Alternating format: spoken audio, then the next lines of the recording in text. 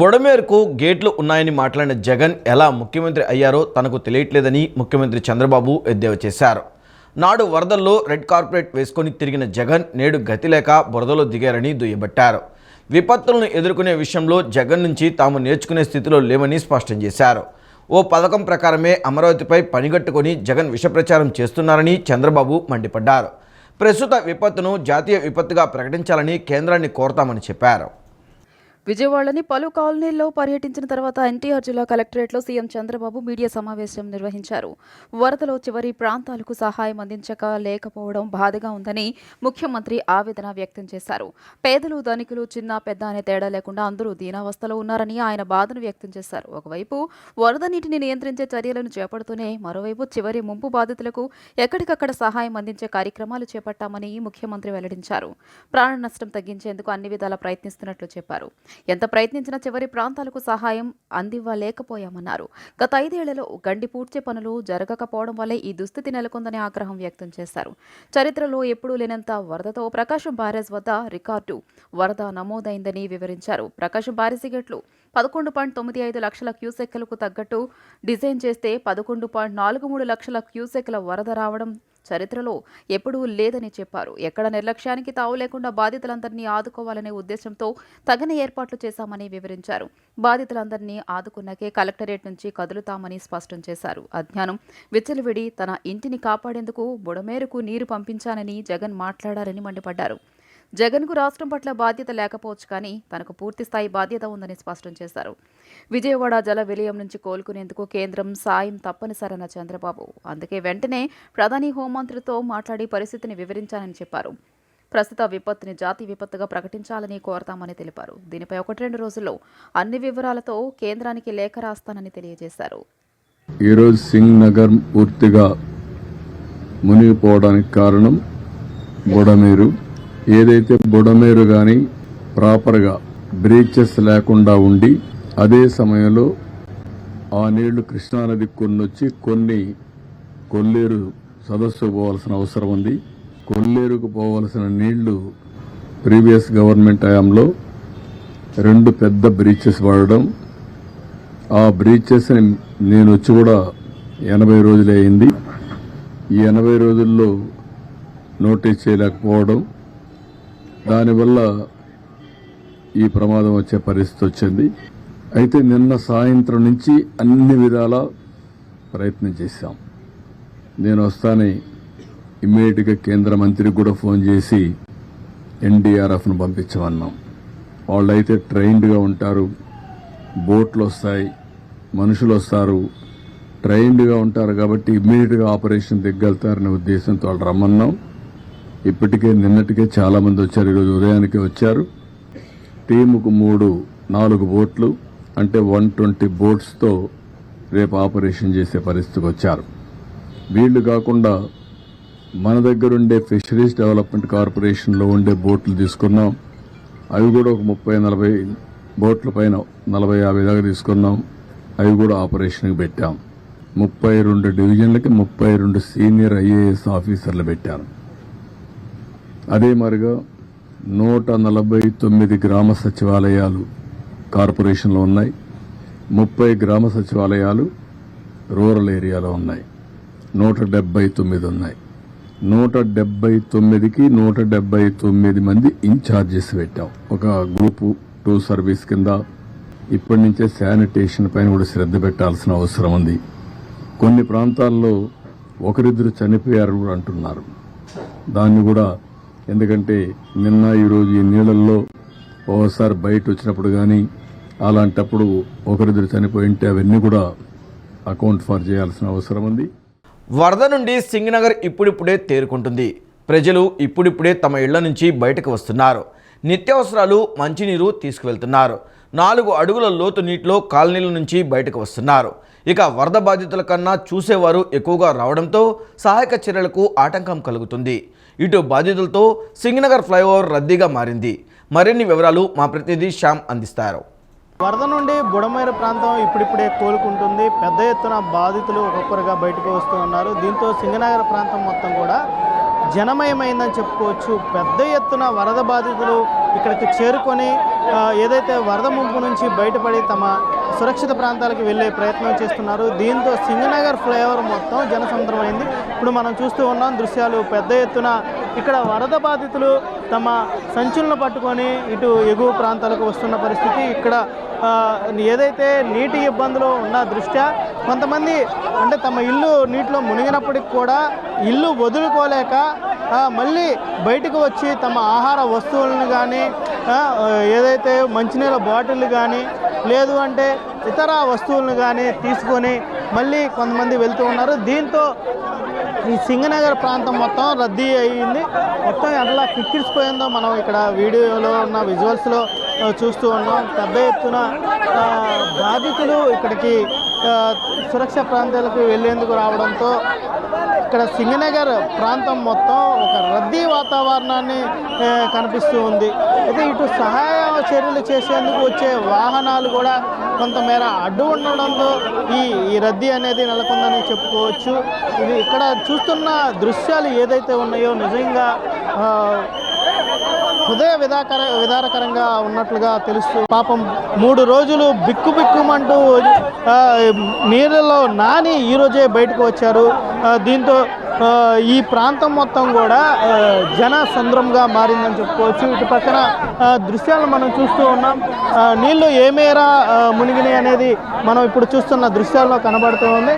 పెద్ద ఎత్తున నీరు దాదాపు నడుముకి పైగానే ఉంది. అయితే ఇప్పుడిప్పుడే ముంపు బారి నుంచి బయటపడుతుండటంతో పెద్ద ఎత్తున జనాలు ఇక్కడికి చేరుకుంటూ ఉన్నారు. ప్రస్తుతం ఇటు అధికారుల విధులకు కూడా ఆటంకం కలుగుతున్న పరిస్థితి. ఎందుకంటే ఈ వరద బాధితులతో పాటు ఎలా ఉందని చూసేందుకు సందర్శకులకు రావడంతో ఇక్కడ కిక్కిరిసిపోయిందని చెప్పుకోవచ్చు. మొత్తంగా చూసుకుంటే ఈరోజు ఏదైతే సింగనగర్ ఫ్లైఓవర్ ఉందో దృశ్యాలను చూస్తుంటే నిజంగా చాలా బాధగా అనిపిస్తూ ఉంది. వీడియో జర్నలిస్ట్ రాజగోపాల్తో శ్యామ్, సిటీ న్యూస్, సింగనగర్. రాష్ట్రంలో వరద సహాయక చర్యలపై మంత్రి లోకేష్ నిరంతరం సమీక్ష చేస్తున్నారు. బాధితులకు అందుతున్న సాయంపై ఆరా తీస్తున్నారు. ఈ క్రమంలోనే వివిధ శాఖల మంత్రులు అధికారులకు పలు సూచనలు సలహాలు చేస్తున్నారు. ఏపీలో వరద సహాయక చర్యలపై వివిధ శాఖల మంత్రులు అధికారులతో మంత్రి నారా లోకేష్ సమన్వయం చేస్తున్నారు. ఉదయం నుంచి ఆయన పర్యవేక్షణలో విజయవాడ బాధితులకు ముమ్మరంగా సహాయ కార్యక్రమాలు కొనసాగుతున్నాయి. బాధితుల కోసం రాష్ట్రం నలుమూలల నుంచి వివిధ సంస్థలు ఆహారాన్ని పంపిస్తున్నట్లు లోకేష్ తెలియజేశారు. సోమవారంతో పోల్చితే ఈ రోజు ఉదయానికి ప్రకాశం బ్యారేజీ వద్ద 2 లక్షల క్యూసెక్కుల పైగా వరద తగ్గుముఖం పట్టిందని వివరించారు. బాధితుల కోసం 5 హెలికాప్టర్లు, 174 బోట్లు, డ్రోన్లు పనిచేస్తున్నాయని లోకేష్ తెలియజేశారు. వాటి ద్వారా ఎన్డీఆర్ఎఫ్, ఎస్డీఆర్ఎఫ్ బృందాలు వారికి ఆహార పదార్థాలు సరఫరా చేస్తున్నారని చెప్పారు. భారీ వర్షాలు, వరదల కారణంగా రాష్ట్రంలో 2000 కిలోమీటర్ల ఆర్ఎండ్బీ రోడ్డు దెబ్బతిన్నాయని, 25 చోట్ల రహదారులకు కోతలు ఏర్పడ్డాయన్నారు. అదేవిధంగా 1,80,244 హెక్టార్లలో పంట నష్టం జరిగిందని వెల్లడించారు. మరోవైపు 43,417 మంది నిరాశ్రయులు అయ్యారని పేర్కొన్నారు. వారిని పునరావాస కేంద్రాలకు తరలించి కావాల్సిన సౌకర్యాలను అందిస్తున్నట్లు లోకేష్ వివరించారు. విజయవాడ వరద ముంపు ప్రాంతాల్లో హెలికాప్టర్ల ద్వారా ఆహారం పంపిణీ జోరుగా సాగుతుంది. Singh Nagar, Ambapuram, Vambay colony, Rajarajeswaripeta, milk project ప్రాంతాలలో హెలికాప్టర్లు ఆహారం పంపిణీ చేస్తున్నారు. వాయుసేనకు చెందిన హెలికాప్టర్ల ద్వారా ఆహారం, తాగునీరు, మందులు, ఇతర అత్యవసర వస్తువులను వరద ప్రాంతాలలో జారవిడుస్తున్నారు. సీఎం చంద్రబాబు ఆదేశాలతో మరో 200 మంది ఎన్డీఆర్ఎఫ్ బలగాలు రంగంలోకి దిగాయి. కృష్ణా జిల్లా విజయవాడలో వరద ప్రభావిత ప్రాంతాల్లో సహాయక చర్యలు వేగవంతం చేశారు. సీఎం చంద్రబాబు ఆదేశాలతో మరో 200 మంది ఎన్డీఆర్ఎఫ్ బలగాలు రంగంలోకి దిగాయి. హెలికాప్టర్ల సాయంతో తాగునీరు, శక్తినిచ్చే పానీయాలు, బిస్కెట్లు, ఇతర ఆహార పదార్థాలను అధికారులు తరలిస్తున్నారు. బాధితులకు తక్షణ సహాయక చర్యల్లో భాగస్వామ్యమయ్యేందుకు బయట నుంచి కూలీలను కూడా తరలించారు. వరద తగ్గుముఖం పట్టడంతో వీలైనంత త్వరగా ఆహారం, తాగునీరు, ఇతర తక్షణ సహాయక చర్యలకు సీఎం చంద్రబాబు ఆదేశాలతో అధికారులు చర్యలు వేగవంతం చేశారు. హెలికాప్టర్ల ద్వారా వరద ముంపు ప్రాంతాల్లో ఆహారాన్ని జారవిడిచే కార్యక్రమాన్ని అధికారులు ముమ్మరం చేశారు. వాయుసేనకు చెందిన హెలికాప్టర్ల ద్వారా ఆహారం, తాగునీరు, మందులను సిబ్బంది జారవిడుస్తున్నారు. Singhnagar, Ambapuram, Vambay colony, Rajarajeswaripeta, milk project తదితర ప్రాంతాల్లో ఆహారం హెలికాప్టర్ల ద్వారా వాయుసేన సిబ్బంది జారవిడుస్తున్నారు.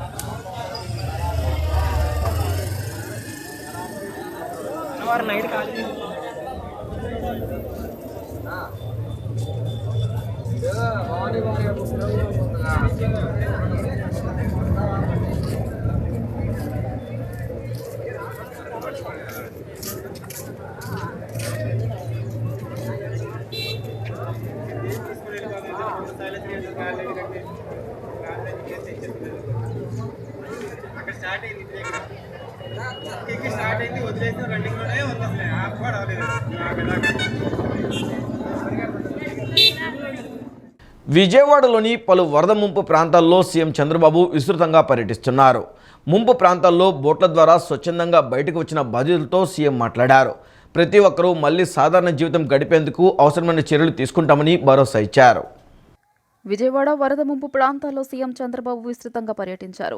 ప్రకాశం బ్యారేజీ, భవానీపురం, సింగ్నగర్ ప్రాంతాల్లో పర్యటించిన అనంతరం విజయవాడ కలెక్టరేట్ వద్దకు ఆయన చేరుకుని తాజా పరిస్థితులపై ఉన్నతాధికారులతో సమీక్షించారు. ముంపు ప్రాంతాల్లో బోట్ల ద్వారా తరలించిన స్వచ్ఛందంగా బయటకు వచ్చిన బాధితులతో సీఎం మాట్లాడారు. దీంతో బాధితులంతా తాము 2 రోజులుగా పడుతున్న కష్టాలను బాధితులు సీఎం వద్ద వెళ్లబోసుకున్నారు. ఇప్పటికీ బంధువులు, ఇరుగు పొరుగు వారు జల దిగ్బంధంలోనే చిక్కుకుని ఉన్నారని తెలియజేశారు. ఉదయం నుంచే తమకు నీళ్లు, ఆహారం అందాయని, ఎన్డీఆర్ఎఫ్ బోట్ల ద్వారానే బయటకు రాగలిగామన్నారు. చుట్టుముట్టిన వరద నీటితో తాము ప్రాణాలతో బయట పడతామనుకోలేదంటూ పలువురు మహిళలు సీఎం చంద్రబాబు వద్ద రోధించారు. వరద ప్రాంతాల నుంచి బయటకు వచ్చిన వృద్ధులు, దివ్యాంగులను అంబులెన్స్లో తరలించేందుకు సీఎం చంద్రబాబు ఏర్పాట్లు చేశారు. 2 రోజులుగా నిరంతరం శ్రమిస్తూ ప్రతి అవకాశాన్ని వినియోగించుకుని వరద సహాయక చర్యలు చేపడుతున్నామని బాధితులకు వివరించారు. వందల మంది వరద బాధితులతో మాట్లాడి వారికి ధైర్యం చెప్పారు. చిన్నారులు, వృద్ధులు, దివ్యాంగులు వరద నీటిలో చిక్కుకుని పడిన ఇబ్బందులు తనను ఎంతో ఆవేదనకు గురిచేశాయని తెలిపారు. ప్రతి ఒక్కరూ మళ్లీ సాధారణ జీవితం గడిపేందుకు అవసరమైన చర్యలు తీసుకుంటామని భరోసా ఇచ్చారు. బొడమేరు వరద ముంపు బాధితులకు ఇబ్బందులు లేకుండా అన్ని సహాయక చర్యలు చేస్తున్నామని గృహ నిర్మాణ శాఖ మంత్రి కొలుసు పార్థసారథి అన్నారు. ముఖ్యమంత్రి చంద్రబాబు నాయుడు వరద ముంపు ప్రాంతాల్లో పగలు రాత్రి తేడా లేకుండా పర్యటిస్తూ సహాయక చర్యలను పర్యవేక్షిస్తూ నిరంతరం సమీక్ష చేస్తూ ముంపు బారి నుంచి రక్షించేందుకు అన్ని చర్యలు తీసుకుంటున్నారని తెలిపారు. వరద ముంపు ప్రాంతాల్లోని ప్రజలను బోట్ల ద్వారా రెస్క్యూ చేయడంతో పాటు బోట్లు, హెలికాప్టర్ల ద్వారా ఆహారం, మందులు అందిస్తున్నామని తెలిపారు. ప్రభుత్వంతో పాటు పార్టీ తరపున కూడా లక్షలాది ఆహార ప్యాకెట్లను పంపిణీ చేస్తున్నామని చెప్పారు. వరద ముంపు ప్రాంతాలలో జరుగుతున్న సహాయక చర్యలపై మంత్రి పార్థసారథితో మా ప్రతినిధి Murtaza face to face. Budameru, కృష్ణానది వరద ముంపు ప్రాంతాల్లో అటు ముఖ్యమంత్రి చంద్రబాబు నాయుడు గారు నిరంతరం పర్యటిస్తూ అక్కడ సహాయక చర్యలను పర్యవేక్షిస్తున్నారు. ముఖ్యమంత్రి గారితో పాటు మంత్రులు కూడా ఆయా ప్రాంతాల్లో నిరంతరం పర్యటిస్తూ అక్కడ అందుతున్న సహాయక చర్యలను పర్యవేక్షిస్తున్నారు. నిరంతరం అక్కడ ప్రజలను పునరావాస కేంద్రాలకు తరలించడంతో పాటు వాళ్ళకి ఆహార పదార్థాలు అందుతున్నాయా లేదా అనేది పరిశీలిస్తూ వాళ్ళకి అందేటట్టు చేస్తున్నారు. ప్రస్తుతం ఇక్కడ కృష్ణలంక ప్రాంతంలో గృహ నిర్మాణ శాఖ మంత్రి కొలుసు పార్థసారథి గారు ఇక్కడ ప్రజలకు అందాల్సిన ఆహార ఏర్పాట్ల గురించి పరిశీలిస్తున్నారు. ఇక్కడ ఎంతమందికి అందించాలి అనేది అధికారులకు ఆదేశాలు ఇస్తున్నారు. ప్రస్తుతం ఆయన మనతో పాటు ఉన్నారు. ఇక్కడ అందుతున్న సహాయక చర్యల గురించి ఆయన అడిగి మరిన్ని వివరాలు తీసుకున్నారు. సార్ చెప్పండి సార్, ఇక్కడ ప్రజలకు ఎటువంటి సహాయక కార్యక్రమాలు చేపడుతున్నారు? జరిగిన ఉపద్రవం ఏదైతే ఉందో ప్రజలందరూ కూడా చాలా ఇబ్బందులు పడుతున్నారు. మనం అందరూ కూడా ప్రత్యక్షంగా చూస్తూ ఉన్నాం. ఇది ప్రకృతి వైపరీత్యం కాబట్టి దానిని ఏ విధంగా ఎదుర్కోవాలని ఆలోచన చేయటమే ప్రభుత్వం యొక్క లక్ష్యం. వాళ్ళకి ప్రజలకి భరోసా కల్పిస్తూ వాళ్ళకి ధైర్యాన్ని నింపటం అనేది మనందరి యొక్క బాధ్యత. దాదాపు 6 లక్షల ఫుడ్ ప్యాకెట్ని ప్రభుత్వం సిద్ధం చేసింది. అదేవిధంగా త్రాగునీరు అవన్నీ కూడా సిద్ధం చేసింది. దానికి అదనంగా పార్టీ తరపు నుంచి కూడా తెలుగుదేశం పార్టీ నాయకులందరం కూడా బాధ్యతగా ఇంకా ఫుడ్ ప్యాకెట్స్ తయారు చేసాం. ఇప్పుడు మా పార్టీ తరపున కృష్ణలంకలో దాదాపు 20,000 ప్యాకెట్లు మేము రెడీ చేసాం. ఇప్పుడు వాటన్నిటినీ కూడా ఏంటంటే అవసరం ఉన్న వాళ్ళందరికీ కూడా వాళ్ళు వీళ్ళు అని లేకోకుండా ఎక్కడ ఇబ్బంది లేకోకుండా ఇబ్బంది ఎవరైతే పడుతున్నారో వాళ్ళందరికీ మంచినీళ్ళు, భోజనం అందజేయాలనేది మా లక్ష్యం. దానికి అధికారుల్ని ఇన్ఛార్జీలుగా వేశాం, మా పార్టీ శాసనసభ్యులు ఇన్ఛార్జిగా వేశాం, మా పార్టీ నాయకులు ఇన్ఛార్జిగా వేశాం, మంత్రులను కూడా ఇన్ఛార్జిగా వేశాం. అంత పగడ్బందీగా ఈ కార్యక్రమాన్ని ప్రజలకి అసౌకర్యం కలక్కోకుండా చేయాలనే ఉద్దేశంతో ఈ కార్యక్రమం చేస్తాం. సో ముంపు ప్రాంతాల్లో బాధితులను ఏ విధంగా తరలిస్తున్నారు? ప్లస్ ఈ ఆహార పదార్థాలు కూడా వాళ్ళు ముంపులో ఉన్నారు, చాలా లోపల ఉన్న వాళ్ళు ఉన్నారు, వాళ్ళు తమకు అందట్లేదు అంటున్నారు. వాళ్ళకి ఏ విధంగా అందజేస్తున్నారు? తప్పకుండా బోట్స్ కొన్ని దాదాపు 100-150 వరకు బోట్స్ని ఏర్పాటు చేశాం. హెలికాప్టర్లు ఏర్పాటు చేస్తాం. ఎక్కడైతే బోట్స్ వెళ్ళలేని పరిస్థితులు ఉన్నాయో అక్కడ హెలికాప్టర్తో కూడా ఫుడ్స్ని జారవిడుస్తూ ఉన్నాం. మరి బోట్స్లో ఫుడ్ని తరలిస్తూ ఉన్నాం. ఎవరైనా తప్పని పరిస్థితులు, ఎందుకంటే కొన్ని ప్రాంతాలు ఇటు సైడ్ తక్కువ కానీ మన భవానీపురము, సింగ్ నగరు, వాంబే కాలనీస్ అవన్నీ కూడా జల దిగ్బంధంలో ఉన్నాయి. వాళ్ళందరికీ కూడా వాళ్ళకి కావాల్సినవి చేరవేయడానికి ప్రభుత్వం అన్ని ఏర్పాట్లు చేసింది. ఎవరన్నా రావాలనుకుంటే బయటికి మేము మాత్రం అన్నీ అరేంజ్ చేస్తాం కాబట్టి ఒకరోజు ఓపిక పట్టమని కోరుతా ఉన్నాం. లేదు ఏదన్నా కారణాలతో రావాలనుకుంటే కనుక వాళ్ళకి ఆ ఏర్పాటు కూడా చేస్తాం. ఈ కృష్ణానదిలో వరద నీటి ప్రవాహం ఎట్లా ఉంది? ఏమన్నా ఉధృతి పెరిగే అవకాశం ఉందా? ప్లస్ అదేవిధంగా ఇది గేట్ కూడా డ్యామేజ్ అవ్వడం జరిగింది బోటు వల్ల. దీనివల్ల దానికి సహాయ చర్యలు ఎటువంటి చేస్తున్నారు? చరిత్రలో అత్యధికమైన వరద నీరు ఈ సంవత్సరమే నిన్ననే వచ్చింది. 11,37,000 క్యూసెక్లు వచ్చింది. గతంలో 2009లో కూడా దీనికంటే తక్కువే వచ్చింది. అయినా కూడా సమర్థవంతంగా ప్రభుత్వం దాన్ని ఎదుర్కొంది. ఎటువంటి ఉపద్రవం జరగకోకుండా అన్ని చర్యలు తీసుకుంటాం మూలంగా చాలా సేఫ్గానే బయటపడ్డాం. ఇప్పుడు తగ్గిపోతా ఉంది. ఇప్పటికే నాకు తెలిసి 9 లక్షల లోపే డిశ్చార్జ్ ఉంది కాబట్టి ఇంకా ఈ రోజుకి రేపటికి తగ్గుతుంది. అది కాకుండా ఏంటంటే అమావాస్య అవటం మూలంగా మరి పోర్టు సముద్రం యొక్క ఆటుపోట్ల సంగతి మీకు తెలిసిందే. దాని మూలంగా కొద్దిగా ఎక్కువగా నీళ్లు లాగట్లేదు. దాని మూలంగా కొంత ఒకరోజు ఇబ్బంది పడ్డాం. బట్ ఈ రోజు నుంచి ఇంకా తగ్గిపోతా ఉంది. నిన్న ప్రతిపక్ష నేత జగన్మోహన్ రెడ్డి గారు పర్యటించడం జరిగింది. మానవ తప్పిదం వల్లే ఇదంతా జరిగింది, ముందస్తు హెచ్చరికలు ఉన్నా కూడా చర్యలు చేపట్టకపోవడం వల్ల ఇదంతా నష్టం జరిగిందనేసి ఆరోపిస్తుంది. ఆయన కొంచెం బ్యాలెన్స్ ఓటమి వచ్చిన కాడి నుంచి కూడా బ్యాలెన్స్ తప్పిపోయాడని చెప్పేసి అర్థమవుతా ఉంది. ఆయన ఏంటంటే ఆయన ఊహాలోకంలో ఉండి ఆయన ఏదేదో ఇటువంటి ఉపద్రవ పరిస్థితుల్లో కూడా రాజకీయ లబ్ధి పొందాలని ఆలోచన చేయటమే ఆయన దిగజారుడు ఆలోచనకి తార్కాణం అని చెప్పేసి నేను భావిస్తా ఉన్నాను. ఇదేం మానవ తప్పిదం కాదు, సడన్గా వచ్చిన ఉపద్రవం.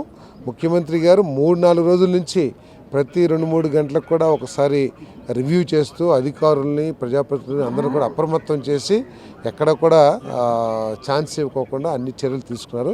ఇది మానవ తప్పిదం కాదు. తప్పకుండా ఇటువంటి ఉపద్రవం వచ్చినప్పుడు అక్కడక్కడ చిన్న చిన్న అసౌకర్యాలు ఏర్పడతాయి. దాంట్లో కాదని మేము అనలేం, కానీ వాళ్ళకి కావాల్సినవన్నీ కూడా ఏర్పాటు చేస్తాం. వరద ముంపు ప్రాంతాల్లో బాధితులకు అన్ని రకాల ఎటువంటి ఇబ్బంది కలగకుండా అన్ని సౌకర్యాలు కల్పిస్తున్నామండి. పునరావాస కేంద్రాలకు తల్లి వెళ్ళాలనుకునే వాళ్లకు బోర్డు సదుపాయం ద్వారా వాళ్ళని తరలిస్తున్నామని, అదేవిధంగా వాళ్ళకి తాగునీరు, ఆహార పదార్థాలు, మందులు ఎటువంటి అసౌకర్యం కలగకుండా హెలికాప్టర్ల ద్వారా, అదేవిధంగా బోట్ల సహాయం ద్వారా పంపిస్తున్నామని చెప్పేసి అది మంత్రి కొలుసు పార్థసారి చెప్తున్నారు. కెమెరామెన్ వెంకట్తో Murtuza, city news, Vijayawada.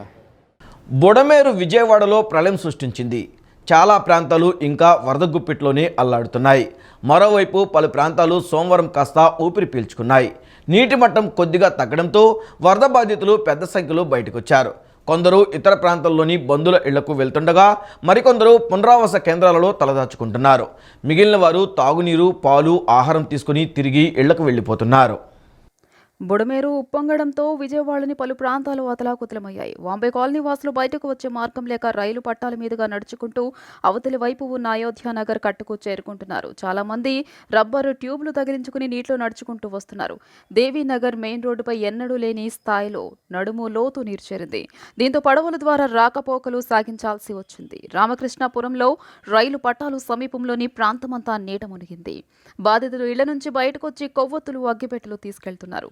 Kandriga, JNNURM colony, Vambay colony, Rajiv Nagar సోమవారం రాత్రికి కూడా 7 అడుగుల మేర నీటిలోనే ఉన్నాయి. రాంవరపాడు రింగ్ రోడ్ సమీపంలోనే ఓ డైరీ ఫామ్ నిర్వహిస్తున్న తండ్రి కుమారులు వెంకటేశ్వరరావు, సందీప్ వరద దాటికి కొట్టుకుపోయి మరణించారు. న్యూ రాజరాజేశ్వరిపేట పూర్తిగా వరద గుప్పిట్లోనే ఉంది. అన్ని ప్రాంతాల కంటే ఇక్కడ తీవ్రత అధికంగా ఉంది. అక్కడకు పడవల్లో వెళ్లేందుకు NDRF సిబ్బంది సైతం సాహసం చేయడం లేదు. దీంతో ఆ ప్రాంతంలోని ప్రజలు ఆహార పానీయాలు అందడం లేదు. మిల్క్ ఫ్యాక్టరీ పూర్తిగా నీటిలోనే నానుతోంది. దీనికే సుమారు 100 కోట్ల నష్టం వాటిల్లినట్లు అంచనా వేస్తున్నారు. చిట్టినగర్ నుంచి వైఎస్ఆర్ కాలనీ వరకు నీళ్లలోనే ఉంది. 2 రోజులుగా వరద ముంచడంతో జనం బయటకు రాలేక దాహం, ఆకలితో తీవ్ర అవస్థలు పడ్డారు. ప్రభుత్వం వరద బాధితులకు ఉప్మా, కిచిడి, పాలు, రొట్టెలు, అన్నం, పెరుగన్నం, పులిహోర, మంచినీటి బాటిల్స్ అందించింది. స్వచ్ఛంద ధార్మిక సంస్థలు సైతం పడవలపై సర్కార్ అందించిన ఆహారం, తాగునీరు కోసం ప్రధాన రోడ్లకు దగ్గరలో ఉన్న ముంపు బాధితులు ఎక్కువగా ఎగబడ్డారు. వరద ప్రభావిత ప్రాంతాల్లోని ప్రజలకు ఆహారం అందించడానికి రాష్ట్ర ప్రభుత్వం పటిష్టమైన చర్యలు చేపట్టింది. ఈ క్రమంలో మరో అడుగు ముందుకు వేసి వరద లోతట్టు ప్రాంతాల్లో చిక్కుకున్న వారికి మొదటిసారిగా డ్రోన్ల ద్వారా నీరు, ఆహారం, మెడిసిన్ను పంపిణీ చేసింది. బోట్లు, హెలికాప్టర్లు సైతం వెళ్లలేని ఇరుకు ప్రాంతాల్లో ఆహార సరఫరాకు ప్రత్యామ్నాయ మార్గాల్లో భాగంగా ఈ డ్రోన్లను వినియోగించింది. పలు ప్రాంతాలలో బాధితులకు డ్రోన్ ద్వారా ఆహార పంపిణీ సత్ఫలితాలనిస్తుంది. మరిన్ని వివరాలు మా ప్రతినిధి శ్యామ్ అందిస్తారు. వరద ముంపు బాధితులకు ఆహారం పంపిణీ చేసేందుకు వినూత్న ఏర్పాట్లను ప్రభుత్వం చేసింది. ఇందులో భాగంగా డ్రోన్ల ద్వారా ఆహారాన్ని పంపిణీ చేస్తూ ఉన్నారు. ప్రస్తుతం మనం చూస్తూ ఉన్నాం డ్రోన్లు ఏ విధంగా ఆహారాన్ని మోసుకెళ్తున్నాయి అనేది మనం చూస్తున్నాం. డ్రోన్ల సహాయంతో మొత్తం ఆహారాన్ని ఈ విధంగా పంపిణీ చేస్తూ ఉన్నారు. పెద్ద డ్రోన్లను ఉపయోగించి డ్రోన్లకు తాళ్లు కట్టి ఆ తాడుకి ఒక బుట్టను అమర్చి ఆ బుట్ట ద్వారా ఆహార పదార్థాలను, వాటర్ బాటిల్ను, అలాగే మెడికల్ కిట్ను, అలాగే ఎవరైనా పిల్లలు ఉంటే వారికి సంబంధించి పాలను కూడా పంపిణీ చేస్తూ ఉన్నారు. కొంతమంది డ్రోన్ ఆపరేటర్లు ఏ విధంగా ఉన్నారు, ఏంటి, ఏ విధంగా పంపిణీ చేస్తూ ఉన్నారు అనేది ఇక్కడ మనం తెలుసుకుందాం. సార్, ఎంత ఆహారాన్ని పంపిణీ చేస్తూ ఉన్నారు? దాదాపు మా target AP drones corporation, AP fibre net department తర్వాత 1,00,000 ఆహార పొట్లాలు ఇక్కడ ఉన్న వరద బాధితులు అందించడం జరిగింది. మాకు సీఎం గారు క్లియర్ ఇన్స్ట్రక్షన్ ఇచ్చారు.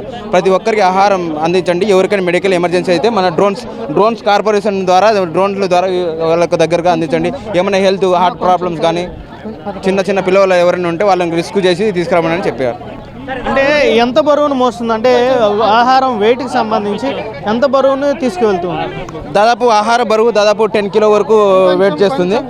10 కిలో వరకు తీసుకెళ్తుంది ఆహారాన్ని. అక్కడికి తీసుకెళ్ళి దగ్గరగా ఉండే ఇక్కడ నియరెస్ట్ 1 కిలోమీటర్ వరకు మా డ్రోన్ ద్వారా మా డిపార్ట్మెంట్ చాలా నిన్నటి నుంచి 24 గంటలు పనిచేస్తున్నాం. దాదాపు ఈరోజు ఒక 30 డ్రోన్స్ వచ్చాయి. ఈరోజు పర్టికులర్ రాత్రి సీఎం గారు 2 o'clock వరకు అక్కడే కృష్ణా డిస్ట్రిక్ట్ కలెక్టరేట్ని సెక్రటరీగా చేసుకొని గవర్నమెంట్ పూర్తిగా యంత్రాంగం అంతా పనిచేస్తుంది. అయితే ఇప్పుడు ఎవరైనా ఆహారం కావాలంటే మిమ్మల్ని ఎలా సంప్రదించాలి? లేదంటే స్వచ్ఛందంగా మీరే? లేదు, మాకు ఒక ఫ్లడ్ టీమ్, రెస్క్యూ టీమ్ అని ఒక గ్రూప్ క్రియేట్ చేశారు. దాంట్లో కూడా వివిధ కాలనీల నుంచి మాకు మిసైల్ వస్తున్నాయి. మిసైల్ వెంటనే మేము కమాండ్ కంట్రోల్ రూమ్కి తెలియడం జరుగుతుంది. అక్కడ ఆ ఏరియాలకి, కాలనీలకి మేము సప్లై చేయడం జరుగుతుంది ఫుడ్ని. ఎలా మ్యాపింగ్ చేస్తారు? వీరికి కావాలి అని చెప్పి మీరు ఎలా మ్యాపింగ్ చేస్తారు? దీనికి కావాల్సింది జియో కోఆర్డినేషన్ టీమ్ అని మ్యాపింగ్ చేస్తుంది. ఎక్కడెక్కడ పైనుంచి డ్రోన్స్ ద్వారా ఐడెంటిఫై చేసి కెమెరాలు ప్రజలు అపార్ట్మెంట్ల దగ్గర నుంచి సిగ్నల్ ఇవ్వడం వెంటనే వాళ్ళకు ఆహార పొట్లాలు అన్నీ అందించడం జరుగుతుంది. ఇప్పటి వరకు ఎన్ని ఆహార పొట్లాలు కానీ మెడిసిన్స్ కానీ పంపిణీ చేస్తారు? దాదాపు ఇప్పటి వరకు 7 గంటల నుంచి ఇప్పటి వరకు దాదాపు 20,000 ఆహార పొట్లాలు అందించడం జరిగింది. ఇంకా మానిటరింగ్ చేస్తూనే ఉన్నాం. కంటిన్యూస్గా మా టీమ్స్ వర్క్ చేస్తూనే ఉంది. ఏదైతే వరద ముంపు ప్రాంతాల్లోకి వెళ్ళలేని పరిస్థితులు ఉంటాయో ఆ పరిస్థితుల్లో ఆహారాన్ని పంపిణీ చేసేందుకు ప్రభుత్వం ఈ విధంగా డ్రోన్ల ద్వారా ఆహారాన్ని పంపిణీ చేస్తూ ఉంది. 1,00,000 మందికి టార్గెట్గా ఈ రోజు కానీ పంపిణీ చేసే విధంగా చర్యలు తీసుకుంటున్నామని చెప్తున్నారు. దీనికి సంబంధించి ఒక మానిటరింగ్ సిస్టమ్ కూడా కృష్ణా జిల్లా ఏదైతే ఎన్టీఆర్ జిల్లా కలెక్టరేట్ ఉందో ఆ కలెక్టరేట్ ద్వారా మానిటరింగ్ సిస్టమ్ కూడా మొత్తాన్ని ఏర్పాటు చేశారు. మనం మొత్తం చూసుకున్నాం. డ్రోన్ల ద్వారా ఆహారాన్ని ఏ విధంగా పంపిణీ చేశారో మనం చూస్తూ ఉన్నాం. ఇది మొత్తం మీదుగా విజయవాడలో నిరాశ్రయాలకు కానీ, ముంపు బాధితులు కానీ ఏ విధంగా ఆహారం పంపిణీ చేస్తూ ఉన్నారో ఉన్న పరిస్థితి. వీడియో జర్నలిస్ట్ రాజగోపాల్తో శ్యామ్, సిటీ న్యూస్, సింగనగర్.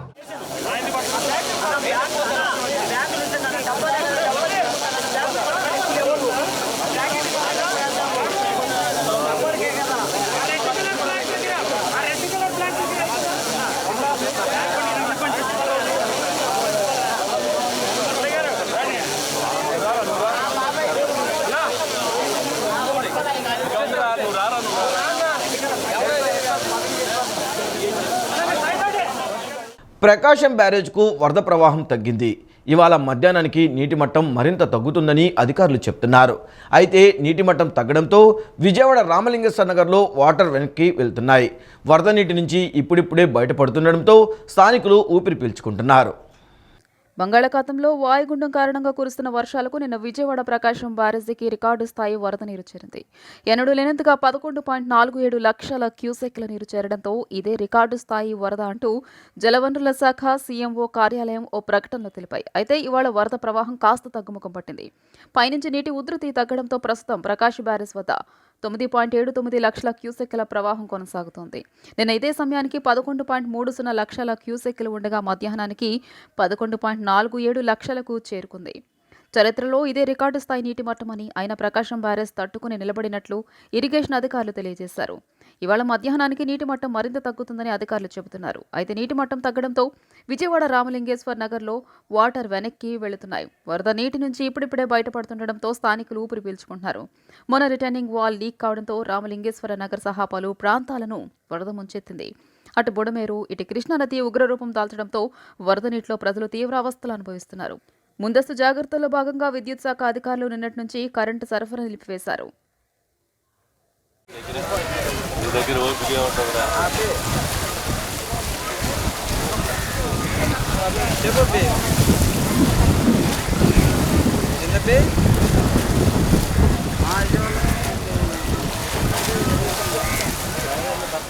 పర్యావరణాన్ని మనం రక్షిస్తే ప్రకృతి మనల్ని కాపాడుతుంది అనే నినాదాన్ని స్ఫూర్తిగా తీసుకొని గత 30 ఏళ్లు వినాయకుడు మట్టి విగ్రహాన్ని తయారు చేస్తున్నారు.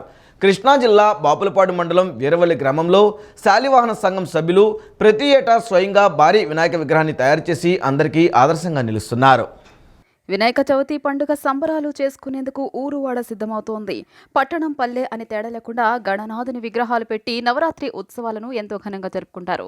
చాలా చోట్ల రసాయనాలు కలిసిన రంగులతో తయారు చేసిన విగ్రహాలు ఏర్పాటు చేస్తుంటారు.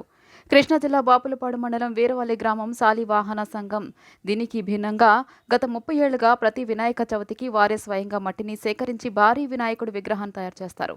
పర్యావరణాన్ని మనం రక్షిస్తే ప్రకృతి మనల్ని కాపాడుతుంది అనే నినాదాన్ని స్ఫూర్తిగా తీసుకుని మట్టి విగ్రహాలు ప్రతిమలు తయారు చేస్తుంటారు. ఉత్సవాల అనంతరం కృష్ణానది నుంచి వచ్చే ఏలూరు కాల్వ మట్టి వినాయకుడిని నిమజ్జనం చేస్తామని శాలివాహన సంఘం సభ్యులు చెబుతున్నారు. ప్రకృతిలో సహసిద్ధంగా దొరికే మట్టితో విగ్రహాలు తయారు చేసి పూలు పత్రులతో భక్తి శ్రద్ధలతో నవరాత్రులు పూజిస్తుంటారు.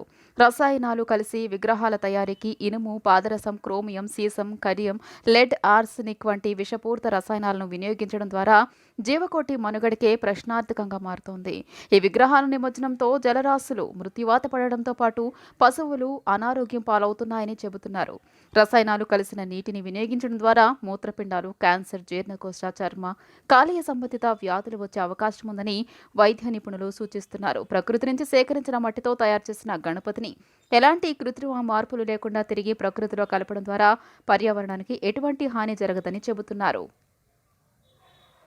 పర్యావరణ కాలుష్య నివారణ కోసం ఆలోచనతో మట్టి విగ్రహాన్ని 6 అడుగుల విగ్రహాన్ని తయారు చేసి వినాయక ఉత్సవాన్ని దేదీప్యమానంగా చేస్తూ వస్తున్నాం. ఇప్పటి వరకు గ్రామస్తుల సహకారంతో ఇంకా చేస్తారని చెప్పేసి మేము సభాముఖంగా తెలియజేస్తాం. ఓటమిలో నుంచి పట్టుదలతో విజయం సాధించే నాయకుడు, ఆహర్నిశలు ప్రజా సంక్షేమానికే పోరాడే యోధుడు పవన్ కళ్యాణ్ అని విజయవాడ రూరల్ మండలం మాజీ వైస్ ఎంపీపీ జనసేన నేత టంకసాల సుబ్బారావు కొనియాడారు. కూటమి ప్రభుత్వం ఏర్పాటులో కీలక పాత్ర వహించిన ఉప ముఖ్యమంత్రి పవన్ కళ్యాణ్, ముఖ్యమంత్రి చంద్రబాబు సహకారంతో రాష్ట్రాభివృద్ధి కోసం ఆహర్నిశలు శ్రమిస్తున్నారని స్పష్టం చేశారు. విజయవాడ రూరల్ మండలం ఎన్కేపాడు గ్రామంలో మాజీ వైస్ ఎంపీపీ జనసేన నేత టంకసాల సుబ్బారావు ఆధ్వర్యంలో ఏపీ రాష్ట్ర ఉప ముఖ్యమంత్రి పవన్ కళ్యాణ్ జన్మదిన వేడుకలు అట్టహాసంగా నిర్వహించారు. ఈ కార్యక్రమానికి ముఖ్య అతిథిగా గన్నవరం నియోజకవర్గ జనసేన టీడీపీ సమన్వయకర్త చలమలశెట్టి రమేష్ పాల్గొన్నారు. విచ్చేసిన అతిథులతో కలిసి కేక్ కట్ చేశారు. అనంతరం పంచాయతీ పారిశుద్ధ్య కార్మికులు పేద మహిళలకు చీరలు, దుస్తులు పంపిణీ చేశారు. అనంతరం చలమలశెట్టి రమేష్ బాబు మాట్లాడుతూ తన 10 సంవత్సరాలు సుదీర్ఘ పోరాటం ద్వారా దేశం, రాష్ట్రంలో కూటమి ఏర్పాటులో జనసేన అధినేత పవన్ కళ్యాణ్ కీలక పాత్ర పోషించారని కొనియాడారు. అనంతరం టంకసాల సుబ్బారావు మాట్లాడుతూ విజయవాడ నగరంలో వరదల కారణంగా పవన్ కళ్యాణ్ జన్మదిన వేడుకలు అట్టహాసంగా చేయలేకపోతున్నామని, ఆయన పిలుపు మేరకు వరద బాధితులకు సహాయం చేస్తున్నామని తెలియజేశారు. ఓటమిలో నుంచి పట్టుదలతో విజయం సాధించే నాయకుడు, అహర్నిశలు ప్రజా సంక్షేమానికి పోరాడే యోధుడు పవన్ కళ్యాణ్ అని టంకసాల సుబ్బారావు అన్నారు. అనంతరం కూటమి నేతలు మాట్లాడుతూ సీఎం చంద్రబాబు సహకారంతో డిప్యూటీ సీఎం పవన్ కళ్యాణ్ రాష్ట్ర అభివృద్ధి కోసం అహర్నిశలు శ్రమిస్తున్నారని తెలియజేశారు. ఎన్నో ఆర్భాటాలు పెట్టుకోవాలి, అందరూ పెట్టుకోవడానికి ఇదవుతే మేమే కొంచెం తగ్గించే సేవా కార్యక్రమాలే పెట్టుకుంటే బాగుంటుందని మా నాయకుడు పవన్ కళ్యాణ్ గారు ఆదేశించడం జరిగింది. ఆ ప్రకారంగా ఇవాళ టంకసాల సుబ్బారావు గారు పవన్ కళ్యాణ్ గారికి అత్యంత ఆత్మీయులైన, అత్యంత ప్రేమ కలిగినటువంటి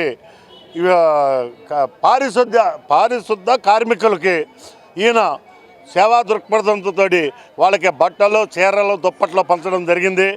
చాలా సంతోషించదగ్గ విషయం. చేయాల్సిన వాళ్ళకి కరెక్ట్గా చేశారు, చాలా హ్యాపీ. కానీ ఈ విజయవాడ విపత్కర పరిస్థితి రేపు చాలా పరిస్థితి దారుణంగా ఉంది, ఇంకా వాటర్ పెరుగుతుందంటున్నారు. మరి పవన్ కళ్యాణ్ గారి పుట్టినరోజు సందర్భంగా మేము చాలా పెద్ద ఎత్తుగా సేవా కార్యక్రమాలు చేయాలనుకున్నాం. కానీ మరి వరద ఈ ప్రభావం ఈ 3 రోజుల నుంచి వర్షం కురవటం వల్ల విజయవాడలో మరి కొండ చర్యలు విరిగి కొంతమంది చనిపోవటం, అలాగే బుడమేరు విపరీతంగా పైనుంచి వచ్చేసినటువంటి వరద అంతా కూడా వచ్చి మరి చేలన్నీ కూడా మునిగిపోయి రైతులంతా కూడా సముద్రంలో ఉన్నారు, మరి దుఃఖ సముద్రంలో ఉన్నారు వాళ్ళంతా. మరి ఆ కార్యక్రమాలన్నీ నాయకులంతా కూడా చేస్తున్నారు. కావాల్సిన రకంగా మరి సీఎం గారు కూడా రాత్రి నిద్రపోకోకుండా కూడా ఆయన అన్ని ఏం జరుగుతుందో అనేది కూడా వాళ్ళకి ఆహార పొట్లాలు కానీ కార్యక్రమాలు ఇవన్నీ కూడా నిర్వహిస్తున్నారు. ఉంగుటూరు మండలం చాగంటిపాడు వద్ద పాతగండి నుంచి గ్రామాల్లోకి వరద నీరు చొచ్చుకు వస్తుంది. వరద కారణంగా మునిగిపోతున్న వేలాది ఎకరాల పంటలు నేట మునిగాయి. లంకలపల్లి, వెంకటాపురం గ్రామాల్లోకి నీరు చేరే అవకాశం ఉండడంతో రైతులు బిక్కుబిక్కుమంటున్నారు. ఇందుపల్లి వద్ద రైల్వే ట్రాక్ మరమ్మతుల నేపథ్యంలో 5 రోజుల పాటు రైల్వే అధికారులు గేట్లను మూసివేశారు. దీంతో బయటకు వెళ్లే దారి లేక లంకపల్లి, ఒండ్రంపాడు, వెంకట్రాంపురం గ్రామాల ప్రజలు ఇబ్బందులు పడుతున్నారు. ఇందుపల్లి గేట్నైనా తెరవాలని గ్రామస్తులు విజ్ఞప్తి చేస్తున్నారు. ఎక్కడ ఈ లోపల ఓడేసుకుంటే అసలు కింద కూడా పడతాం. వెళ్తాము 5 నిమిషాల్లో ఈత వచ్చినోడికి ఏం కాదు, ఈత వచ్చినప్పుడు వాళ్ళకి వెళ్ళిపోద్ది. ఏముంది పక్కన కూర్చొని పక్కన ఇలా పడుకొని వెళ్ళిపోవచ్చు. అంతే, అదంటే దిగుదు వాకింగ్ చేసేస్తాం కడుపులో కదిలింది.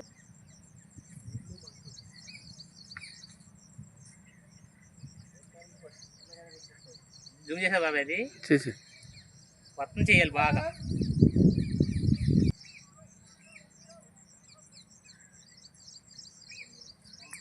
బాగా పెద్దది బాబాయ్. వచ్చి అయిపోయిందా? గత 3 సంవత్సరాలుగా మమతల పందిరి సేవా సమితి ఫేస్బుక్ అనే సోషల్ మీడియా ద్వారా పేద ప్రజలకు చేసిన సేవలను గుర్తించిన సంగీత్ కల్చర్ అకాడమీ సేవా సమితి, మమతల పందిరి సేవా సమితి వ్యవస్థాపకులు లంకా రమేష్ను సేవా నిరతి అనే అవార్డుతో ఘనంగా సత్కరించారు. నిజామాబాద్ రాజీవ్ గాంధీ ఆడిటోరియంలో సంగీత్ కల్చర్ అకాడమీ ఆధ్వర్యంలో పలు రంగాలలో నిస్వార్థంగా సేవా కార్యక్రమాలు చేస్తున్న పలువురు సేవామూర్తులకు అవార్డుల ప్రదానోత్సవం చేశారు. అందులో భాగంగా మమతల పందిరి సేవా సమితి వ్యవస్థాపకుడు లంకా రమేష్కు సేవా నిరతి అవార్డు పురస్కారాన్ని అందించి ఘనంగా సత్కరించారు. అనంతరం లంకా రమేష్ మాట్లాడుతూ మమతల పందిరి సేవా సమితి ఫేస్బుక్ గ్రూప్ సభ్యులు, దాతలు, పోషకులు, వీరవల్లి గ్రామంతో పాటు తెలుగు రాష్ట్రాల ప్రజలు ఎంతో సహకారాన్ని అందించడం ద్వారానే మమతల పందిరి సేవా సమితి ముందుకు సాగుతుందన్నారు. సేవా కార్యక్రమాలు చేసేందుకు సహకరించిన ప్రతి ఒక్కరికి లంకా రమేష్ ధన్యవాదాలు తెలియజేశారు. వరదల్లో నిరాశ్రయులైన బాధితులకు అండగా తాము ఉన్నామంటూ ఆసరా హెల్పింగ్ సొసైటీ ముందుకొచ్చింది.